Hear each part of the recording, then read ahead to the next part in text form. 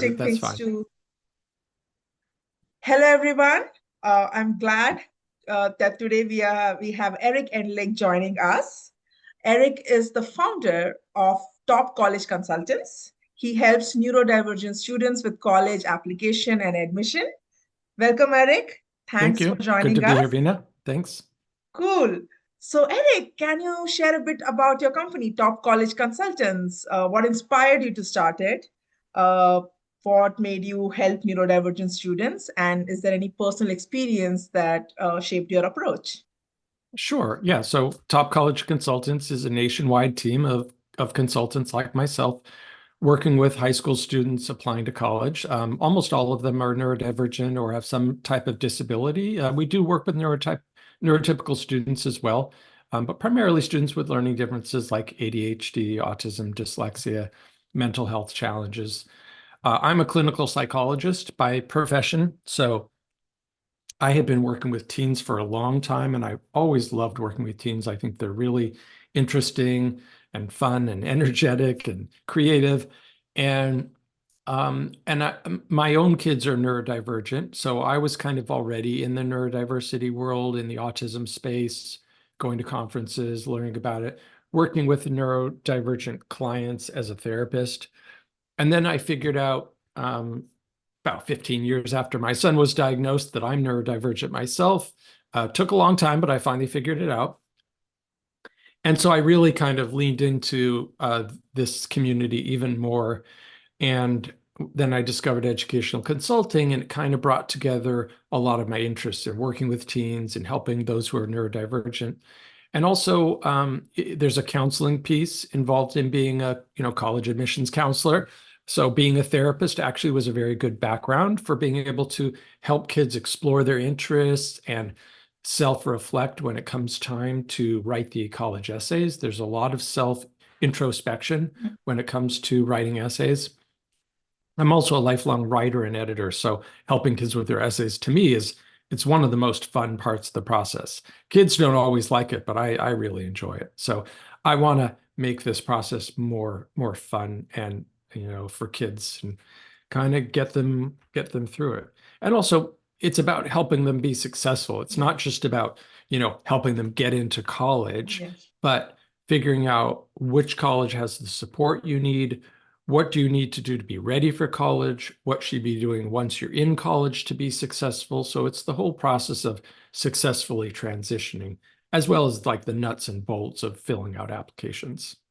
You touched a lot of great points about not just getting into college, but being successful. So let's talk about each point, each layers. Mhm. So can you share what are some of the unique challenges a neurodiverse student or neurodivergent student would face while applying for colleges, even selecting the right college, the right uh, the major they want to graduate in?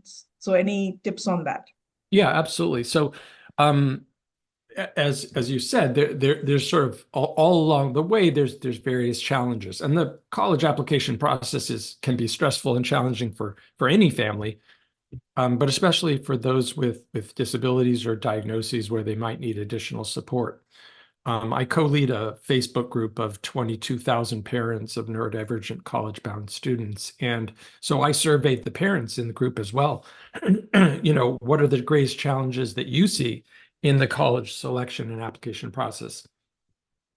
And I had over 70 parents respond. And as you might expect, picking the right colleges, finding the colleges that have support was really high up on the list. And for that reason, I've created a database of what I call neurodiversity friendly colleges. You can find it on our website. It's free. You don't have to give us your email address or anything. You just go on the website and look at the list. And you can sort it by state too. So if you're in a specific state or region and you want to find colleges in that area, you can sort it by state and kind of see which colleges in that area have the extra support that your kid might need. And I also put in the cost of those support programs, which I think is an important piece of Yes. information. You can find a few other lists online if you Google, colleges for autism or ADHD, whatever it is that you look up. You will find a couple of other lists out there, but one of the reasons I created my list is that none of the other lists said how much these programs cost. And I think that's an important piece of information for families.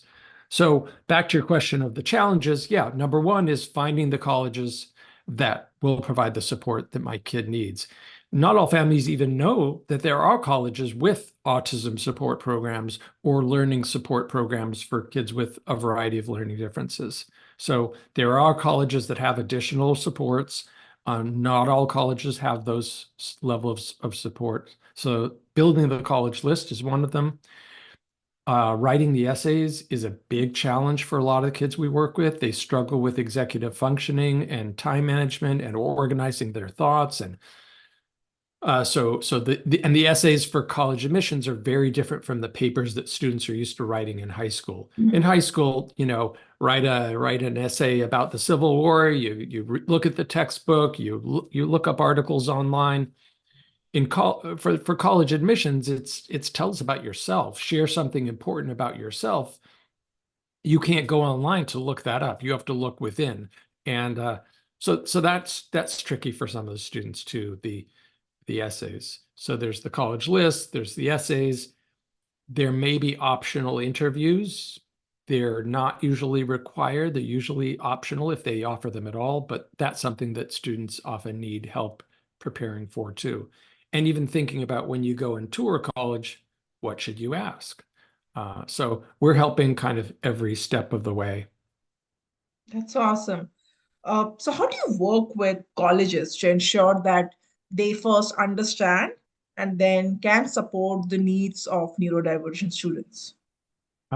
Yeah, that's a good question. So we primarily are working with families. Families come to us, they hire us to help their children through the college application and transition process. I'm not so much working with colleges directly. That being said, I do tour colleges all over the country.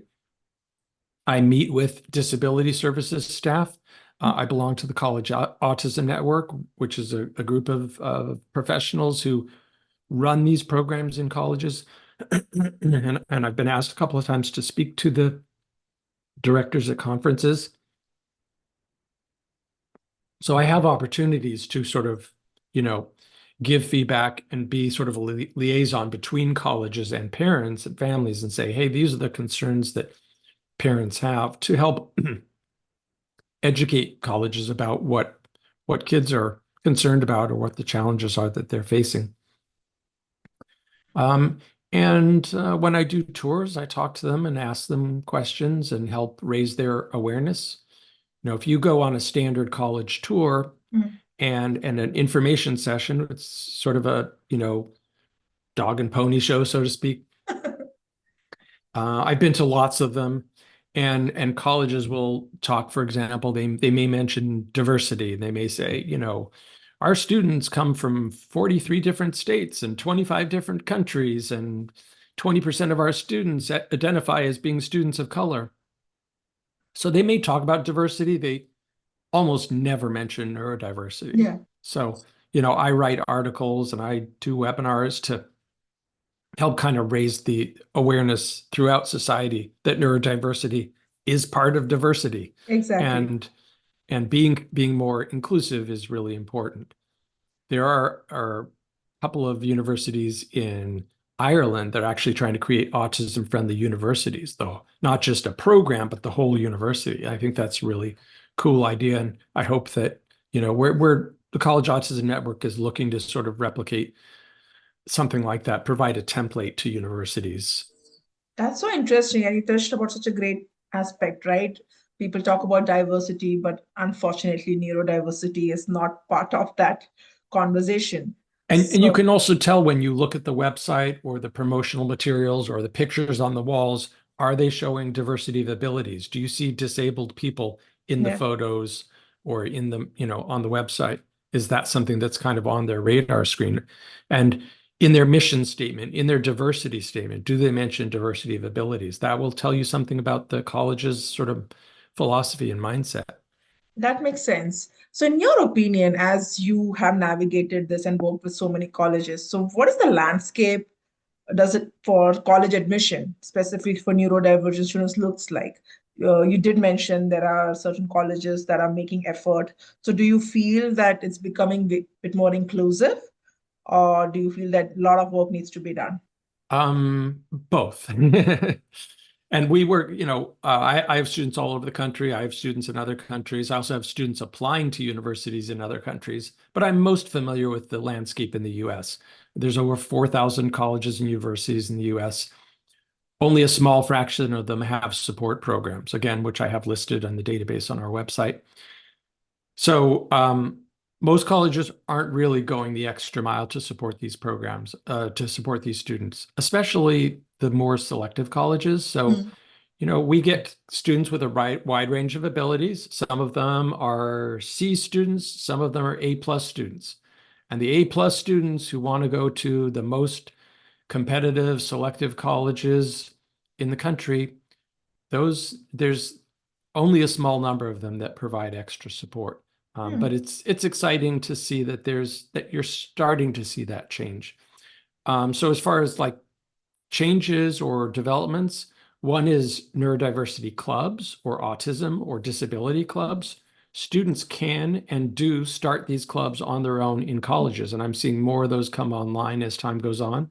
And if you're going to a college that doesn't have one, you can start one, Hmm. and you'll find, even if it's only half a dozen students, it creates a safe place for students to feel like they can be their authentic selves. So that's an exciting development. And just, seeing more colleges join the College Autism Network, it does seem like it's becoming more salient. More kids are being diagnosed, Yes. so you can't ignore it. And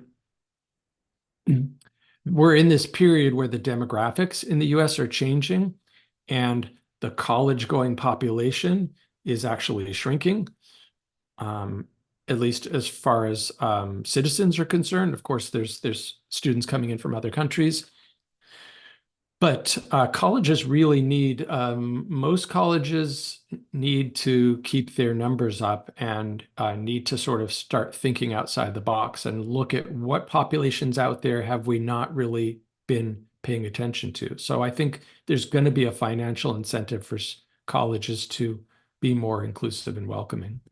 That's true. And again, we have touched upon it in our previous conversations that neurodivergent students have their own strengths. And people are going to college with the hope that eventually they will get into workforce. So the some of the talents can be very much utilized in our work, in our life. So I really hope that colleges understand that and help nurture those talents so that neurodivergent people can become a contributing member of society. Absolutely. We're not less than, we're not broken. We have our own unique strengths, and most of the challenges that neurodivergent people and students encounter have to do with the structure of the environment, the society around them not being sufficiently inclusive. Just like, back in the old days before buildings had, ramps, and people in wheelchairs Yeah. couldn't get into buildings, the environment was disabling them. If you Yeah. provide ramps, if you provide elevators, then you can get where you need to go. So it's the same thing for neurodivergence, and I do think it's changing. And some of these students offer amazing strengths, and many of them have very defined, very intense interests. Our students have a huge range of interests. They're not all computer scientists. Hmm. Some of them are, but some of them want to be wildlife biologists or actors or creative writers and are passionate about what they do, and colleges would be lucky to have them. That's true. So now I get the final piece of the whole process. I would say, what are some of the strategies or tools that you recommend for neurodivergent students once they get admitted, for them to manage the demand of college life, which, as you already mentioned, could be like very challenging. A lot of things that could be social aspect, academic aspect, and really, getting integrated in a new environment. Yeah, well, if you're still in high school, you really want to learn about what that landscape looks like so you can be preparing for it now while you're still in high school. Understand that when you make the shift to high school, your time is going to be less structured. You are going to need to structure your time and be self-disciplined about staying on task for assignments that may not be due for weeks from now with instructors who aren't reminding you the way your high school teachers are. Understand that there are lots of services and resources available in college. You can get disability accommodations, but you have to step up and ask for them. In high school, a lot of these things are sort of hand delivered or spoon fed to students. They show up and on an IEP or a 504, a special education plan in high school, and the services are just given to them in high school. Whereas in college, you can get accommodations and in some cases services and avail yourself of a variety of resources like tutoring and career counseling, mental health counseling, your professor's office hours. But you have to go after those resources. You have to pursue them.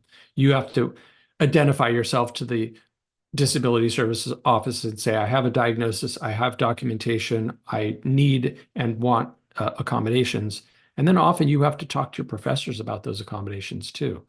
So working on your self-advocacy is one of the biggest things you can do.